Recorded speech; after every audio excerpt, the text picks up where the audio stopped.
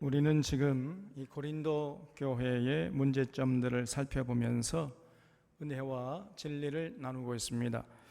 고린도 교회는 무려 10가지나 되는 많은 문제들을 한꺼번에 갖고 있었습니다.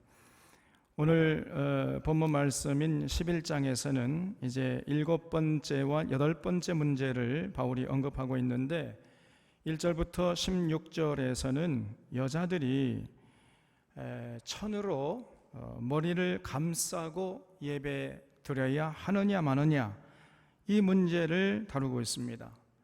당시 고린도 교회에서 어떤 여성들은 천으로 머리를 감싸지 않고 그러니까 머리를 다 그냥 이렇게 풀어 헤치고 우리가 지금 여성들이 예배 드리는 것처럼 머리에 어떤 천으로 감싸지 않고 그냥 예배 드렸던 거예요. 그러니까 그런 모습을 보고 어떤 사람들이 이거는 굉장히 수치스러운 일이다, 그렇게 해서는 안 된다, 이러면서 이제 문제 제기를 했던 거예요. 오늘 우리의 눈으로 보면은 아니 그런 걸 가지고 문제 삼느냐 이렇게 할 수 있는데, 사실 당시에는요 그것이 굉장한 문제거리였고 중요한 문제였던 것입니다. 그리고 17절부터는 이제 이 공동 식사 문제를 언급하고 있는데, 당시 교회는요 예배드리기 전에 먼저 함께 모여 식사를 하고 그린 다음에 이제 예배드리는 거예요. 그런데 예배 전에 함께 모여 식사하는 이 공동 식사가 또 문제가 됐던 것입니다. 그래서 오늘 이 두 가지 문제를 살펴보면서 은혜와 진리를 나누겠습니다. 1절에 내가 그리스도를 본받는 자가 된 것 같이 너희는 나를 본받는 자가 되라 그랬죠. 그러니까 바울은 언제나 범사에 교인들의 본이 되었다는 것을 알 수 있지요. 그래서 너희들은 나를 본받아라. 그러니까 바울은 항상 돌격 앞으로 하지 않고 나를 따르라 했어요. 예수님처럼. 예수님도 항상 나를 따르라 그랬지요. 항상 먼저 본을 보인 겁니다. 나처럼 하십시오. 바울이 내가 그리스도를 본받는 것처럼 너희는 나를 본받아라. 여러분, 진정한 리더십은 돌격 앞으로에서 나오는 것이 아니고 나를 따르라 에서 나온다는 것을 우리 사랑하는 샤론의 교우들은 언제나 잊지 마시기를 바랍니다. 2절에 너희가 모든 일에 나를 기억하고 또 내가 너희에게 전하여 준 대로 그 전통을 너희가 지킴으로 너희를 칭찬하노라 그랬죠. 지금 바울은 바로 얼마 전까지, 바로 이 10장에서까지는 이 고린도 교회를 아주 심하게 책망을 했잖아요. 그런데 그 책망했던 기조를 바꿔서 지금 11장에서는 고린도 교인들을 칭찬하면서 시작하고 있죠. 이것은 사실 앞으로 전개될 책망을 염두에 둔 바울의 배려라고 보는 것이 타당합니다. 왜냐하면은 조금 뒤에 보겠습니다만은 조금 뒤에 가면요 또 바울이 고린도 교인들을 심하게 책망하고 있어요. 그래서 이 갓난아기 같은 미숙한 고린도 교인들을 일단 칭찬한 거지요. 그래서 이렇게 비행기를 쭉 태운 다음에 숨고리를 한 다음에 그 다음에 책망하려고 이런 계획을 갖고 있었던 거예요, 바울이. 그래야 바울이 하는 책망을 이 사람들이 이제 마음문을 열고 귀 기울여 듣고 수용할 거 아니겠습니까? 그래서 이렇게 일단 칭찬한 다음에 이제 3절부터 본격적으로 7번째 문제를 거론하고 있는데, 그러나 나는 너희가 알기를 원하노니 각 남자의 머리는 그리스도요 여자의 머리는 남자요 그리스도의 머리는 하나님이시라 그랬어요. 거기 이 머리라는 헬란 말은 케팔레라는 말인데, 이 말은 머리라는 뜻도 있지만은 두목, 리더, 우두머리, 결정권자 이런 뜻을 가지고 있습니다, 여러분. 그러니까 남자의 우두머리는 그리스도고 여자의 우두머리는 누구냐? 남자라는 거예요. 여러분, 여성들 다 아멘하세요. 그냥 남자 아멘하지 말고 여자의 우두머리는 남자입니다, 여러분. 아니, 남자를 하지 말고 여자가 하면 그러니까 남자의 우두머리가 그리스도라는 말은 이해가 되는데 여자의 머리가 남자라는 말은요, 자칫 오해의 소지가 있어요. 그렇죠? 남자는 여자보다 우월하다거나 여자는 남자에게 무조건적으로 복종해야 한다, 이런 말로, 이런 뜻으로 오해할 수 있는데 그런 말이 아니에요. 남자와 여자는 다 같이 하나님의 형상으로 창조된 평등한, 본질적으로 평등한 존재임을 우리 사랑하는 교우들은 언제나 잊지 마시기를 바랍니다. 그래서 조금 후에 보겠습니다만은 바울도 이 점을 분명히 하고 있어요. 그래서 전후 문맥을 살펴보면은 지금 이 여자의 머리가 남자다, 이 말은 고린도 교회의 당면한 문제였던 예배 시에 여자들이 천으로 머리를 감싸고 예배드리는 문제와 연관되어서 하는 말이었다는 사실을 잊지 마셔야 돼요. 4절을 보겠습니다. 물은 남자로서 머리에 못을 쓰고 기도나 예언을 하는 자는 그 머리를 욕되게 하는 것이요, 물은 여자로서 머리에 쓴 것을 벗고 기도나 예언을 하는 자는 그 머리를 욕되게 하는 것이니 이는 머리를 민 것과 다름이 없음이라. 만일 여자가 머리를 가리지 않거든 깎을 것이요, 만일 깎거나 미는 것이 여자에게 부끄러움이 되거든 가릴지니라 그랬죠. 그러니까 남자가 머리에 무엇을 쓰고 기도나 예언을 하면은, 예를 들어서 남자들은 머리에 뭘 씁니까? 모자 쓰죠, 모자, 평소에. 근데 예배 드릴 때도 그러면은 그 쓰던 모자를 그냥 쓰고 예배 드리면 안 된다는 거예요. 예배 드릴 때는 쓰던 모자를 벗고 예배 드리라는 겁니다. 만약에 모자를 쓰고 예배를 드리면 그건 예수 그리스도를 욕하는 행위가 된다는 거예요. 반면에 여자가 천으로 머리를 감싸지 않고 기도나 예언을 하면은 남자를 욕되게 하는 것이라 그랬어요. 다시 말해서 남자는 머리에 쓴 것을 벗고 예배 드리는 것이 맞고, 여자는 반대로 천으로 머리를 감싸고 예배 드리는 것이 맞다는 거예요. 그러니까 빨리 우리 사는 여성들 빨리 천 꺼내가지고, 수건 꺼내가지고 여기 머리를 감싸고 예배 드리시기 바랍니다. 지금까지는 그렇죠? 나중엔 또 얘기가 달라져요. 그래서 여자는 천으로 머리를 감싸고 예배 드려라. 왜 그래요? 7절에 남자는 하나님의 형상과 영광이니 그 머리를 마땅히 가리지 않거니와 여자는 남자의 영광이니라 그랬어요. 그러니까 남자가 왜 모자를 벗고 예배 드려야 하느냐 하면은 남자는 하나님의 영광이기 때문에 그렇다는 거예요. 그러니까 남자가 모자를 쓰고 예배 드리면은 머리가 가려지잖아요. 그러면 하나님의 영광이 가려지잖아요. 그래서 남자는 모자를 벗고 예배 드리라는 거예요. 그리고 여자는 남자의 영광이기 때문에 천으로 머리를 감싸고 예배 드려야 한다고 했는데, 여러분 이 말을 이해하려면은 당시 고린도라는 그 지역의 문화를 알아야 이해가 되는 거예요. 당시 고린도는 사람과 물자가 몰려드는 번창한 항구 도시였다고 말씀드렸어요. 그렇기 때문에 여러분, 돈이 몰려드는 도시, 또 누가 많이 몰려듭니까? 이 사기꾼들도 많이 몰려들고, 또 몸을 파는 거리의 여인들도 많이 몰려들었어요. 그리고 또 고린도에는 아크로폴리스라는 곳이 있었는데, 여기에는 여신을 섬기는 이 여성들 번창할 때는 2,000명 이상이 있었다는 거예요. 그러니까 일종의 이 아크로폴리스라는 그 높은 곳에 이제 여신을 섬기는 이곳이 바로 매움굴이었던 거예요. 매움굴. 그러니까 이 고린도라는 도시가 성적으로 매우 타락한 도시였던 것입니다. 그런 도시에서 이 정숙한 여인들이 머리카락을 보이지 않도록 천으로 싸매고 다니는 것은 그는 당연한 것이었어요. 반대로 자유분방한 여성들, 특별히 거리의 여성들이나 우상의 신전에서 먹고 마시는 이 여성들은 자신의 성적 매력을 발산하기 위해서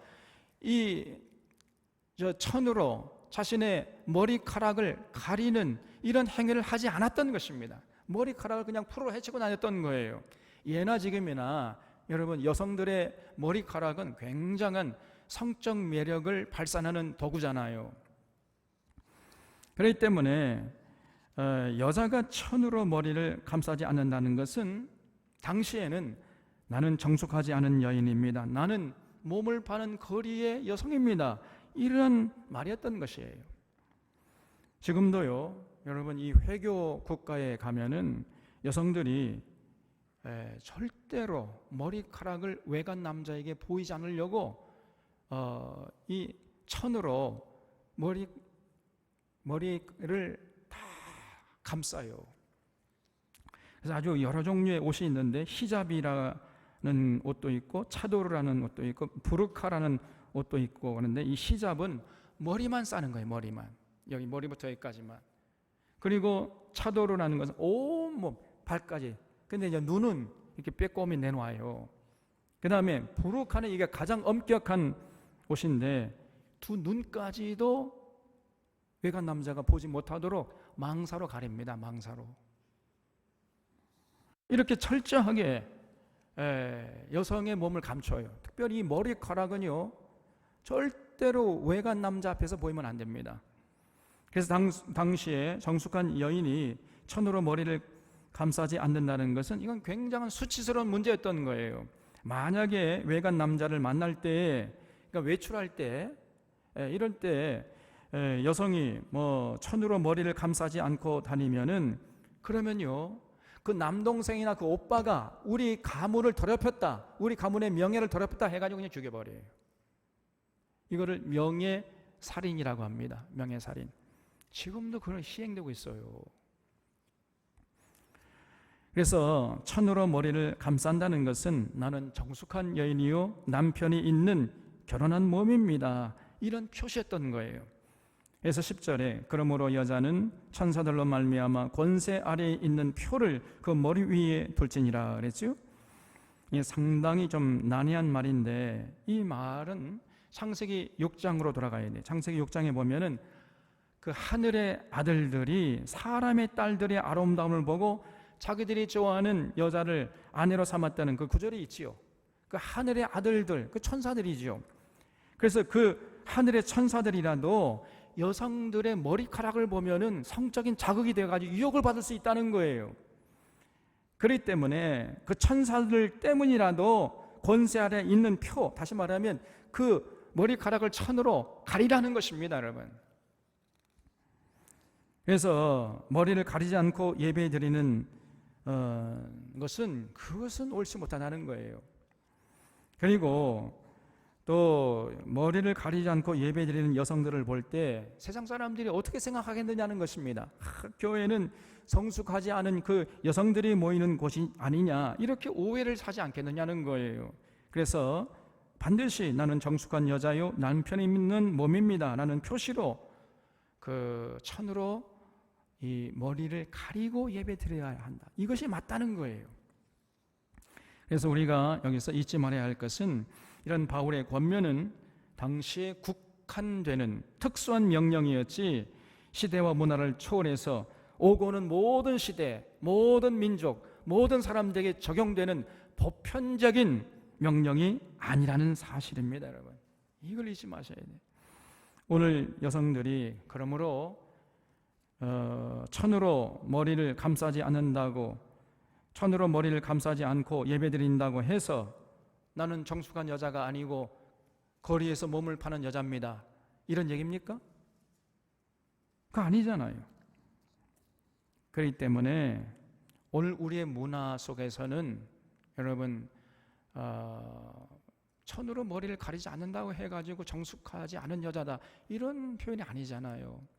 그래서 예배 시간에 여러분 여성들 천으로 머리를 가리고 예배 드려야 합니까? 말아야 됩니까?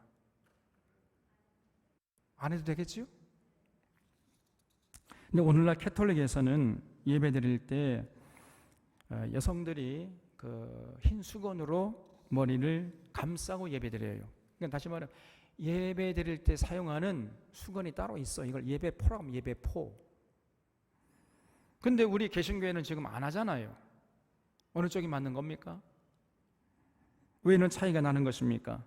캐톨릭에서는 이 바울의 권면을 보편 타당한 진리로 받아들이는 것이고, 우리는 그 바울 당시에 해당되는 특수한 명령으로 받아들이는 것입니다. 그렇기 때문에 차이가 나는 거예요. 그래서 여기서 반드시 짚고 넘어가야 할 것이 있습니다. 그 뭐 쓰느냐 마느냐 이런 문제보다 더 중요한 반드시 짚고 넘어야 할 것이 있는데, 그게 뭐냐면은 지금 바울이 남성이 여성보다 우월하다는 것을 말하려는 것이 아니라는 사실이에요. 바울은 남자와 여자가 하나님 앞에서 평등하다는 것을 조금도 의심하거나 부정하지 않은 사람이었습니다. 11절에 그러나 주 안에서 남자 없이 여자만 있지 않고 여자 없이 남자만 있지 아니하니라. 이는 여자가 남자에게서 난 것 같이 남자도 여자로 말미암아 났습니다. 그리고 모든 것은 하나님에게서 났느니라 그랬죠. 지금 바울이 여성을 비하하려 한다거나 여성을 남성보다 천하다는 것을 말하는 것이 아니라는 거예요. 지금 바울이 강조하는 것은 여성은 여성으로서의 그 역할과 영역이 있다, 이것의 중요성에 대해서 말하고 있는 것입니다. 이거를 잊지 마셔야 돼. 이런 면에서 오늘 이 바울의 권면은 굉장히 중요한 의미가 있는 것이에요. 인류 역사를 돌아보면은 오랫동안 이 여성들은요 제대로 그 대접을 받아오지 못했습니다. 여성의 인권이라는 것은 이것은 오늘에서야 조금 뭐 인정하는 그런 상황이지, 우리 한 세대 전만 해도 여성의 존재는 아주 미미한 존재였단 말이에요. 저도 어렸을 때 그 어떤 식으로 세뇌됐냐면은 여성은 부엌댁이다. 여성은 부엌댁. 어떻게 여성이 남자들과 같이 한 자리에 앉아가지고 밥을 먹느냐? 이거는 상상도 할 수 없는 일이었단 말이에요. 존재가 미미했던 거예요. 그래서 남성 중심의 문화 속에서 여성들은 소외되고 남성의 소유물 정도로 대접받아 온 것이에요. 네, 여러분, 이건 절대 하나님의 뜻이 아닙니다. 남녀 평등, 남자와 여자가 평등하다, 이것이 하나님의 뜻인 줄로 믿으시기 바랍니다, 여러분. 그러나 그래서 오늘 이 시대에는 남녀 평등을 부르짖어 가지고 어느 정도 이제 실현이 되었어요. 그런데 오늘날 또 남녀 평등을 주장하는 사람들은 또 그 방향성에 대해서 깊이 숙고하지는 않습니다. 그 방향이 또 잘못됐어요. 또 오늘날 남녀 평등을 주장하는 사람들은 남성과 여성의 차이를 인정하려 하질 않아요. 남성은 남성의 영역과 역할이 있는 것이고 여성은 여성의 역할과 영역이 있음을 인정하려 하지 않는 것입니다. 진정한 평등이라는 것은 영역의 차이를 부정하는 것이 아니고 남성과 여성의 영역과 역할의 가치가 동등하다, 이것을 강조하는 것이 아니에요. 이런 방향으로 나가야 하는 것입니다.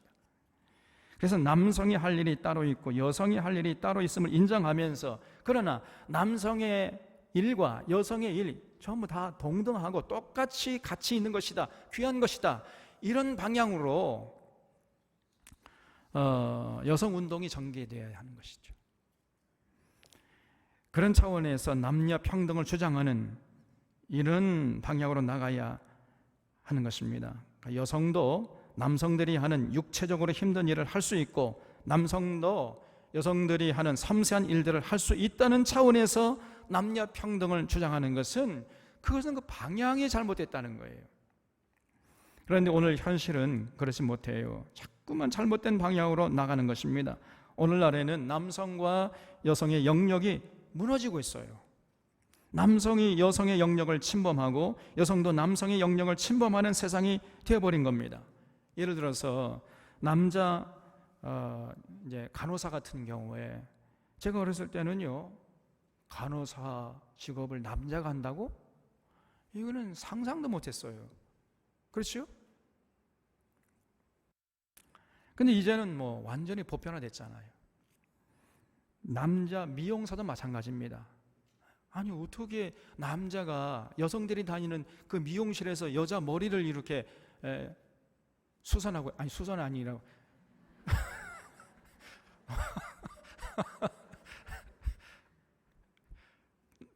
여성의 머리를 만지작거리고 있느냐 그 말이에요. 이게 도저히 상상도 할 수가 없는 일이 아니었습니까? 근데 이제는 전혀 이상하진 않아요. 패션 디자이너도 마찬가지.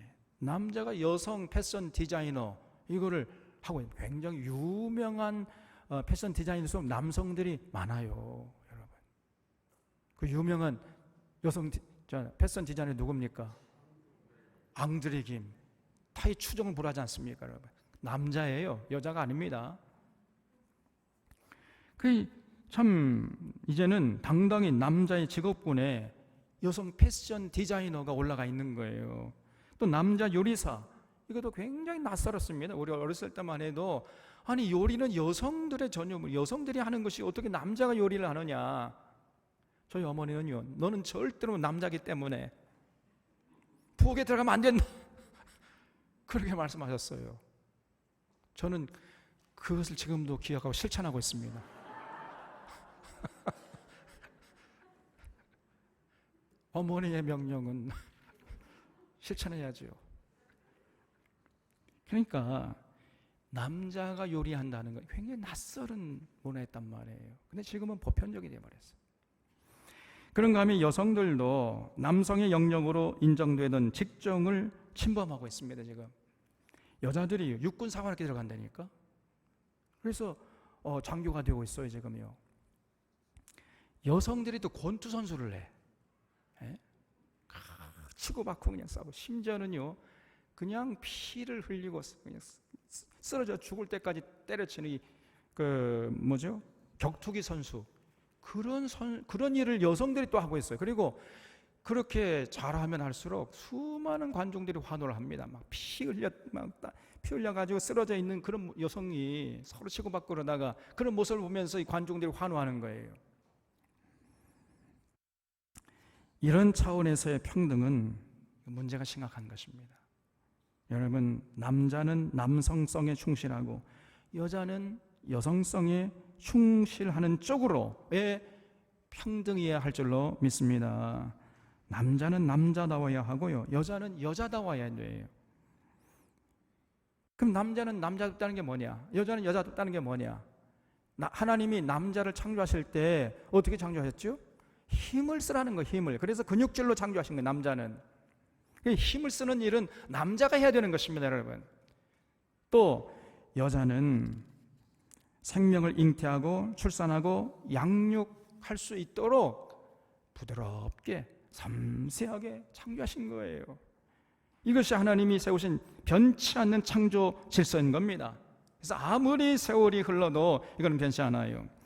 여러분, 아무리 세월이 흘러가도 남자가 생명을 잉태하고 출산하고 양육할 수 있어요? 못합니다. 이게 원천적으로 불가능해요. 이거는 여성들이 해야 할 몫입니다. 남자가 생명을 잉태하고 출산할 수 없잖아요. 양육도 못합니다. 여러분, 남자가 젖을 줄 수 있어요? 애기? 못 주잖아요. 이게 여성의 몫의 양육이란 것도. 제가 고리타분한 보수적인 사람이기 때문에 하는 말이 아니고 하나님이 세우신 창조 질서에 속한다는 것을 강조하고 있는 것입니다. 남성은 자신의 힘과 재능을 잘 발휘해서 가족들을 먹여 살리는 일을 해야 돼요. 그 대신에 여성은 몸을 정숙하게 잘 간수해서 생명을 잉태하고 출산하고 양육하는 이 일을 해야 하는 것입니다. 이것이 여성으로서 해야 할 기본적인 일이에요. 이것을 한 다음에 뭐 여유가 있고 뭐 시간이 남으면은 이제 이것도 하고 저것도 하고 뭐 그렇게 할 수 있겠습니다만은, 그러나 가장 기본적인 일을 하지 않고 자꾸 가정에서 나와가지고 뭐 세상에서 전문적인 여성으로 살아가겠다 해가지고 애기도 낳지 않고 양육도 할 생각도 안 하고, 이것은 근본적으로 여성성을 부정하는 것이다 그 말이에요. 그래서 여러분, 가장 중요한 것은 생명을 잉태하고 출산하고 양육하고, 그리고 여유가 있을 때 또 이것도 하고 저것도 할 수 있는 것입니다. 그러면서 남성의 역할과 여성의 역할, 남성이 하는 일과 여성이 하는 일, 이것이 똑같이 하나님 앞에서 동등한 가치가 있다고 인정해 주는 것이에요. 이것이 진정한 평등인 것입니다. 근데 요즘 세상의 흐름이 자꾸만 여성들이 가정을 벗어나려고 합니다. 과거에는 남자가 나가서 이래가지고 또 넉넉히 먹고 살 수가 있었는데, 요즘에는 남자 혼자 벌어서는 먹고 살 수 없는 그런 흐름으로 나아가고 있잖아요. 자꾸만 여자를 가정에서 불러내가지고 생활 전선에 뛰어들게 하는 것입니다. 제가 말씀드린 대로 물론 여성도 사회생활 할 수 있어요. 하지 말라는 얘기가 아닙니다. 그러나 여러분, 자녀들이 어렸을 때 그때는 가정을 지켜야 돼요. 왜냐하면 가정에 아이들이 엄마가 필요로 하기 때문입니다, 여러분. 그래서 그 자녀들이 어렸을 때 엄마가 생활 전선에 뛰어드는 것은 정말 깊이 생각해야 돼요. 얼마 전에 여성의 월 수입이 얼마나 되는가를 따져봤더니, 여성이 가정을 벗어나는 대가로 지불해야 하는 비용을 제거하고 나면 남는 것이 별로 없다는 쪽으로 결론이 났어요. 예를 들어서 엄마가 직장에 다니게 되면은, 그러면 어떻게 합니까? 이제 집안일을 해주는 그 가정부를 고용해야 되잖아요. 그리고 아이를 돌봐주는 그 사람을 또 고용해야 되고, 그리고 아이들 이제 직접 엄마가 못 가르치니까 학원에 보내야 되잖아요. 그래서 이런 비용을 다 빼고 나니까 남는 것이 없다는 거예요, 여러분. 뭐 그 엄마가 얼마나 월 수입이 되는지 잘 모르겠습니다만, 그러나 그런 그 필요적 비용을 다 제거하고 나면 남는 것이 없다는 거예요.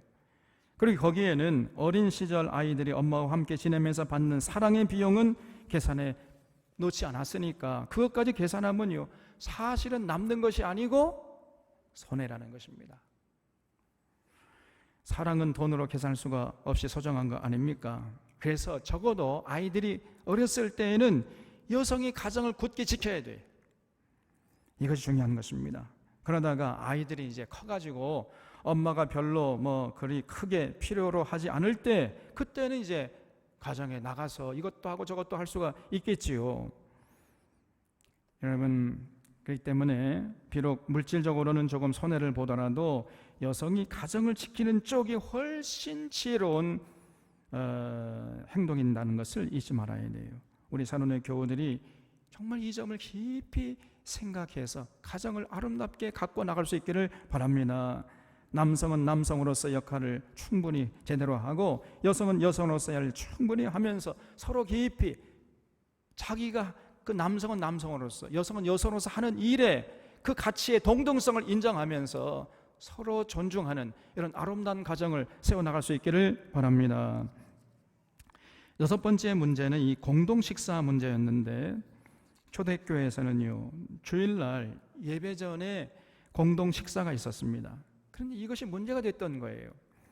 17절 보겠습니다. 내가 명하는 이 일에 너희를 칭찬하지 아니하나니 이는 너희의 모임이 유익이 못되고 도리어 해로움이라 그랬죠. 거기 너희의 모임이 바로 예배 전에 교우들이 함께 모여 나누는 식사, 공동 식사를 말하는 거예요. 당시 초대교회는요, 오늘 우리처럼 주일 오전에 모여서 예배드리는 것이 아니고 하루 일과를 다 마치고 저녁 시간에 모여서 예배드렸던 거예요. 그러니까 예배드리기 전에 이제 시장하잖아요. 그래, 시장하니까 예배드리기 전에 먼저 함께 모여서 식사를 한 다음에 그 다음에 예배드렸던 거예요. 그런데 이렇게 함께 모여서 식사하는 이 공동 식사가 항상 있었는데, 이것이 또 문제가 됐던 것입니다. 공동 식사하는 자리에는 여러 계층의 사람들이 있었겠죠. 그건 로마 시민권을 가진 자유인도 거기에 참여했었고요. 또 그 로마 시민권자의 집에서 노예 생활을 하는 그 집에 노예도 거기 참석했단 말이에요. 지체가 높은 사람도 있었고 낮은 사람도 있었고 부자도 있었고 가난한 사람도 있었고 남자도 있었고 여자도 있었고, 여러분 그 사람들이 함께 모여서 한 식탁에 모여가지고 같이 공동 식사를 했던 것입니다. 이거는요 정말로 놀라운 일이 아닐 수가 없는 거예요.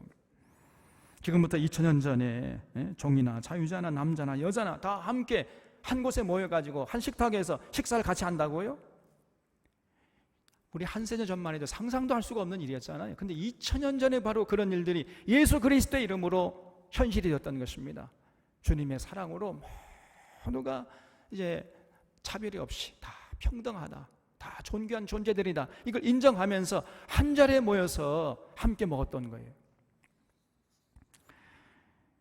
그런데 당시의 고린도 교인들은 함께 모여서 공동 식사를 했는데, 근데 일부 어떤 사람들이 로마 시민권을 가진 사람들이나 지체가 높은 사람들이나 부자인 사람들, 이런 사람들이 목리를 부리기 시작한 거예요. 그래서 노예 신분의 사람들, 가난한 사람들, 여성들, 어떻게 그런 사람들 같이 앉아서 밥을 먹을 수 있느냐, 우리는 그렇게 못하겠다, 이렇게 나온 것입니다. 그래서 그러한 교우들보다는 좀 더 나은 대우를 우리는 해달라, 이렇게 자꾸 요구를 한 거예요. 완벽하게 예수님의 사랑을 실천하지 않는 사람들이었던 것이에요. 그래서 그들은 같은 공간에서 같은 식사를 하더라도 좀 더 경치가 좋고 좀 더 멋진 장소에 좀 더 좋은 음식을 먹기를 요구했던 것입니다. 그래서 상류층은 상류층끼리 앉아서 먹고 마시고, 또 노예나 가난한 자들이나 여성 같은 이런 사람들은 그 사람들끼리 함께 모여가지고 먹는 이런 모습을 보였던 거예요. 그래서 당시에 폴린이라는 사람이 쓴 기록을 보면요, 이런 내용이 나옵니다. 최고의 음식들은 선택된 몇 사람 앞에 마련되었고 싸구려 음식들은 나머지 사람들에게 주어졌다. 포도주도 세 종류로 구분되었는데 첫째 등급은 주인과 상류층 사람들을 위한 것이었고, 둘째는 그보다 못한 사람들을 위한 것이었고, 나머지는 노예로서 교인이 된 자들을 위한 것이었다. 이렇게 기록하고 있습니다. 그러니까 고린도 교회 교인들은요, 공동 식사를 하면서 끼리끼리 앉아서 먹고 마셨던 거예요. 그러면서 누구는 많이 먹고 좋은 것 먹고, 또 누구는 조금 먹고 나쁜 것 먹고, 이렇게 했다는 것이죠. 그래서 어떤 사람들은 포도주를 너무 많이 마셔가지고 그냥 헤매면서 얼큰하게 취해가지고 예배드리고, 어떤 사람들은 먹지 못해가지고 허기진 배를 움켜잡고 예배드리고, 이런 일들이 벌어졌던 것입니다. 이런 모습을 보고요, 바울이 노발대발하는 거예요. 뭐가 어째고 어째? 20절에서 그런즉 너희가 함께 모여서 주의 만찬을 먹을 수 없으니 이는 먹을 때에 각각 자기의 만찬을 먼저 갖다 먹음으로 어떤 사람은 시장하고 어떤 사람은 취함이라 그랬어요. 예수 그리스도의 사랑으로 완전히 하나가 되어야 할 공동 식사가 그렇지 못했던 것입니다. 오히려 교인들 간에 귀천이 있고 차별이 있음을 알려주는 도구로 전락해 버린 거예요. 이런 모습을 바울이요 22절에 너희가 먹고 마실 집이 없느냐, 너희가 하나님의 교회를 업신여기고 빈궁한 자들을 부끄럽게 하느냐, 내가 너희에게 무슨 말을 하랴, 너희를 칭찬하랴, 이것으로 칭찬하지 않노라 그랬어요. 예수님의 사랑으로 하나가 되었음을 증명해 보여야 할 이 공동 식사가 오히려 차별의 있음을 증명해 주는 그런 도구로 전락했다는 거예요. 이런 모습을 보고 그냥 바울이 신랄하게 책망하고 있는 것입니다. 그런 행위는 하나님의 교회를 업신여기고 빈궁한 자들을 부끄럽게 하는 죄악이라는 거예요.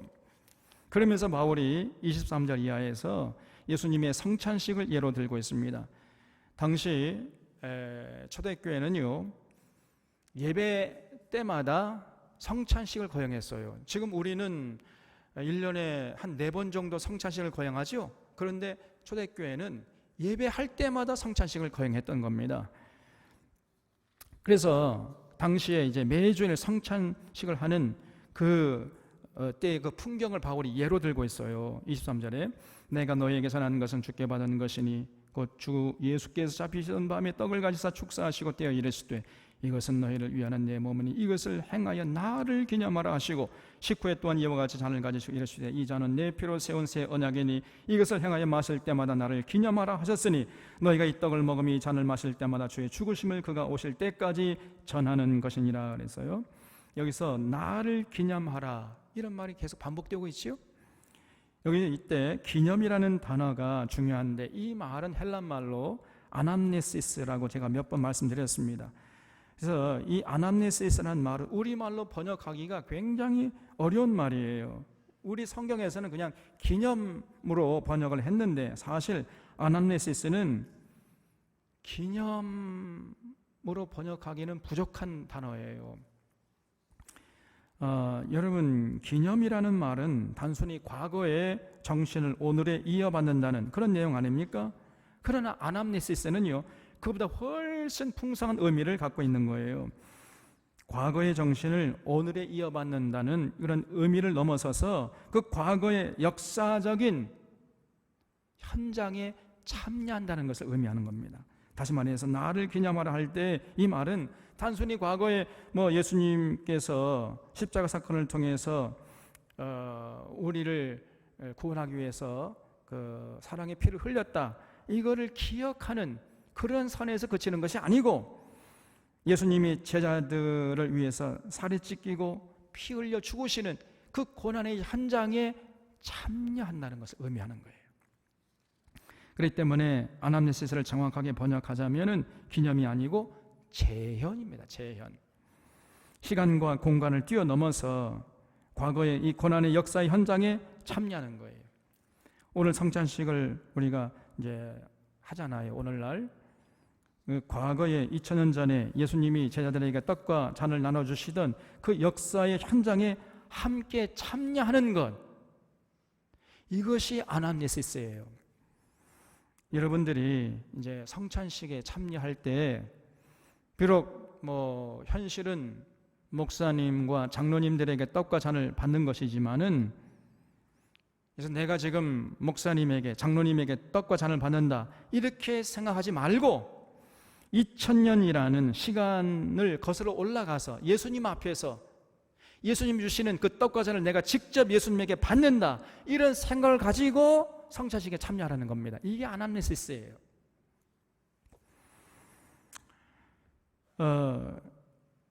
그래서 그 2000년 전에 예수님이 많은 사람들에게 떡과 잔을 나눠줄 그 현장에서는요, 남녀 차별이 있었습니까? 없었습니까? 없었어요.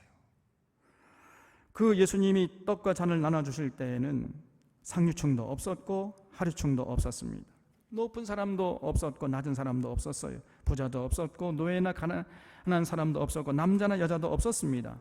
거기에는 한 식탁에 둘러앉아 같이 먹는 식구들만 있었다는 거예요. 다시 말하면 그 2000년 전에 예수님께서 떡과 잔을 나눠주실 그 현장에는요, 완전한 평등이 있었다는 겁니다. 그래서 성찬식을 우리가 영어로 하면 커뮤니온이라고 그래요. 커뮤니온. 이 커뮤니온이란 말은 컴과 유니온의 합성어입니다. 컴이란 말은 with란 말이에요. with. 라틴어인데 이거를 영어로 하면 with란 말이고, 그 다음에 유니온이란 말은 하나 된다는 말이죠. 하나. 그래서 함께 하나 되는 것, 이것이 커뮤니온, 이것이 성찬식의 자리라는 겁니다. 이것이 성찬식의 가장 근본적인 정신이라는 거예요. 그래서 성찬식 자리는 남자나 여자나 죄인이나 종이나 부자나 가난한 자나 귀천이 없고 다 같이 똑같이 존귀한 자요, 똑같이 존귀한 하나님의 자녀라는 것이에요. 차별이 있을 수가 없다는 것입니다. 이런 정신을 담고 있는 것이 성찬식이요, 그래서 그 성찬식을 하는 것은 그런 정신을 되새기기 위한 것인데, 그렇게 매주마다 성찬식을 하면서 어떻게 공동 식사 때에는 끼리끼리 너희들은 먹고 마시느냐, 지금 바울이 이 얘기를 하고 싶었던 것입니다. 그래서 27절에 그러므로 누구든지 주의 떡이나 잔을 합당하지 않게 먹고 마시는 자는 주의 몸과 피에 대하여 죄를 짓는 것이니라 그랬어요.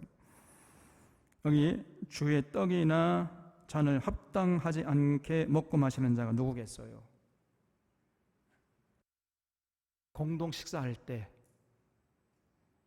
나는 저 사람들과는 좀 다르게 차별 대우해 주시오.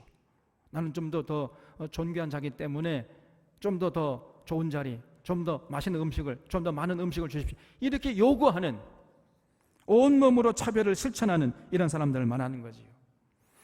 그런 자들이 성찬식에 참여하는 것은 주의 몸과 피를 초롱하는 것이고, 그렇기 때문에 그런 사람들은요, 성찬식에 참여할 자격이 없다는 거예요. 28절에 사람이 자기를 살피고 그 후에야 이 떡을 먹고 이 잔을 마실지니 주의 몸을 분별치 못하고 먹고 마시는 자는 자기의 죄를 먹고 마시는 것이니라. 그러므로 너희 중에 약한 자와 병든 자가 많고 잠자는 자도 적지 아니하니 그랬지요. 그게 주의 몸을 분별치 못하고 먹고 마시는 자에 줄쳐 주시기 바랍니다. 이 말이 무슨 뜻이겠어요?